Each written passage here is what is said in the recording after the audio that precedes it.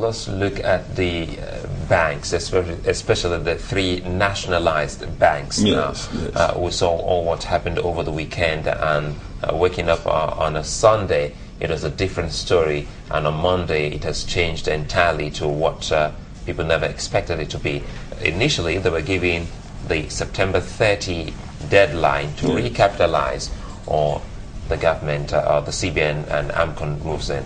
But what we found on that particular day, which was on the weekend, was not even September 30.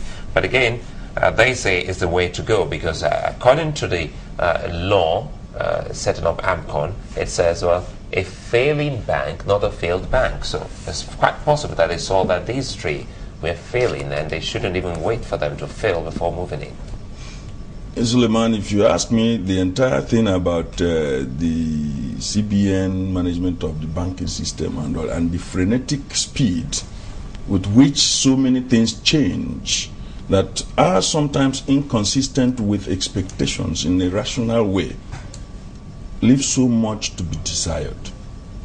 We don't have time to go into some of these issues, but the problem is that even when the CBN went and minted money, and the CBN governor was called to the floor of the National Assembly, he bamboozled a number of them because some of them did not do their homework.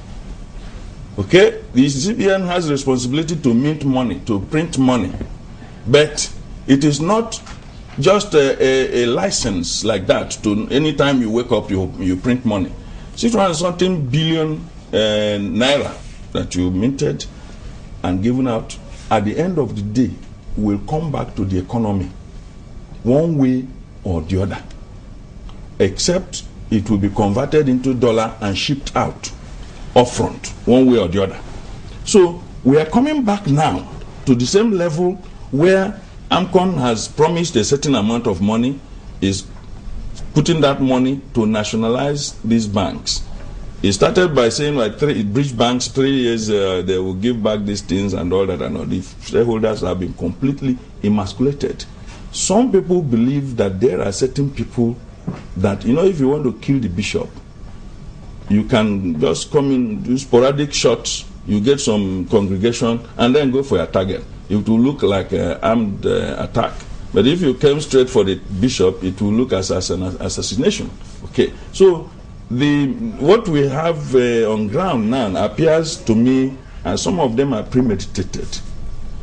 Yes, the CBN has the responsibility to make sure that banks that operate within the economy are healthy, especially now that we are looking for strategic partners in foreign direct investment and things like that.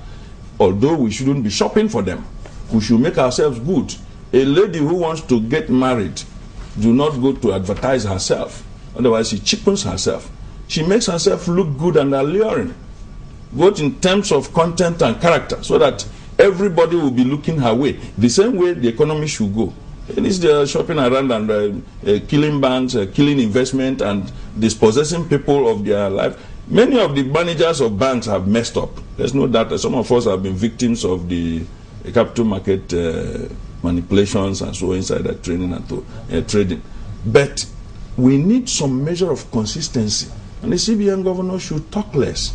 He's talking like Ribadu when Ribadu was in EFCC. Money matters. You have to talk when it comes communicate. to... You communicate, but you don't just come and talk without measuring what you're saying. When it involves money, yes, you must have to talk. And you talk about the frenetic speed. Yes. But people say, some others are saying, it's to safeguard our money. So otherwise, it will go the same way. On the face of it, it looks like yes. On the face of it? Yes, on the face of it. So looking so deep. Well, this is Nigeria. But let us leave it at that. But the point I'm making is, if you want to take certain decisions, you must weigh the decision. And then weigh the options. Consult effectively before you come and make policy statement. Alan Greenspan, when he was at the US, you don't see him come on television anyhow. If you stay long in the village square, children will begin to pour sand. Any masquerade that stays too long at the village square risk being stoned by children. And every time the big masquerade comes out, it commonizes its appearance. It should be that when the CBN governor wants to talk, everybody should sit back. What is it this time? No, what is, people should, but sometimes you just see Sanusi on television, maybe you'll be addressing Nollywood people. You just think, okay, maybe he's just saying one thing, but that is not the way it's supposed to be. You also agree with, in all fairness to the central bank governor, these times, especially internationally, have not been the best of times globally. We've seen more CBN governors come out more often than they normally would because of the times itself. The global economic meltdown forced them to do a lot of things, forced them to do a lot of talking, forced them to do a lot of reassuring, because we understand that investors need this reassurance, and even people now will want to know what the future exactly holds for them, especially when it comes to the economy. I like the word you use, reassurance. You don't see them come and say, we will do this, we will nationalize, they don't threaten. You understand? You don't make threat, because when you say you are going to kill this bank, the next thing I will do is to go and see if there's anything remaining in my account there, because it's my hard-earned money. So what we are saying is, you do less talking and do more acting. Okay? Now make statements when it is necessary, and there are layers of levels of communication that can be used before the CBN governor himself will come and say things. They have public relations department, public affairs department, or whatever. They have that. They can relate with the media, explain what they are doing without necessarily issuing threats.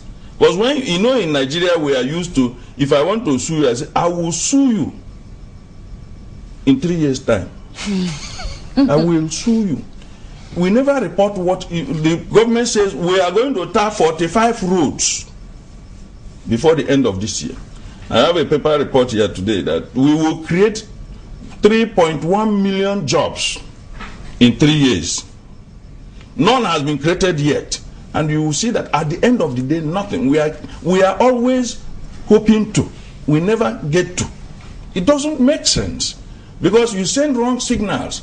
If you want to nationalize banks, sit down and tell us what has happened, the prognosis. Let us follow up. Many Nigerians are now very well educated.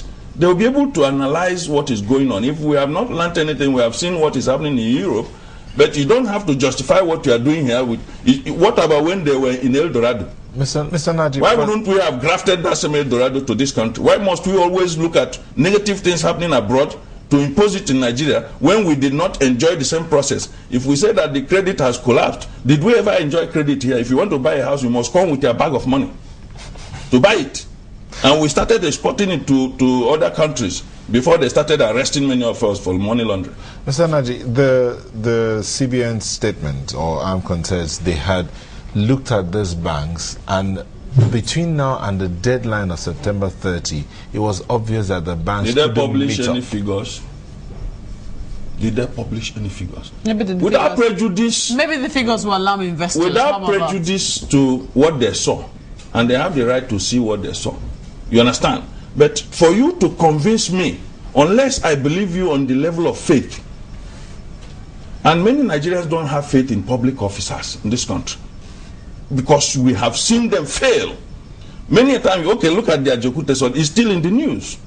There are times they tell the privatization was going on in such a frenetic. They sold everything. What do they call the other one now? Houses, people live in federal government houses, and they monetize them. A house that will go for 1 billion, they monetize it for 120 million. And there you are there. So why should we believe them? We then need concrete evidence, because we have lost faith in many of them. There are some very few people, but they are in the minority, and they have been swallowed by the cacophony of the bad things being done by the bad people. Okay? So if you say you have seen, and you want to communicate to us that what you saw actually was what you present the figures, so that we see it and be convinced. We will be the apostles canvassing that those banks ought to have gone the way they did.